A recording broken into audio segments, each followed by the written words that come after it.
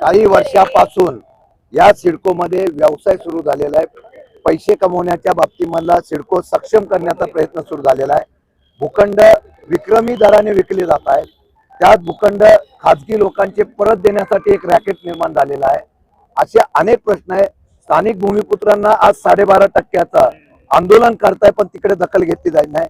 जे भूखंड शिल्लक आहे त्यातून पैसे कमवण्याचा नवीन धंदा सुरू झालेला आहे, त्याच्या विरुद्ध आमचा लढा आहे। आज जो विषय आम्ही घेतलेला आहे तो 12.5% भूमिपुत्रांना न्याय द्यावा। ज्या पद्धतीने भूखंड बेकायदेशीर विकलेले आहेत त्याची चौकशी व्हावी, जे दोषी असतील त्यांच्यावर कारवाई व्हावी। असं आहे, खोटे आरोप करताना त्यांना प्रेस घ्यायला का लागली? जर तुमचं काही नव्हतं, तुम्ही आरोप करायचा नव्हता।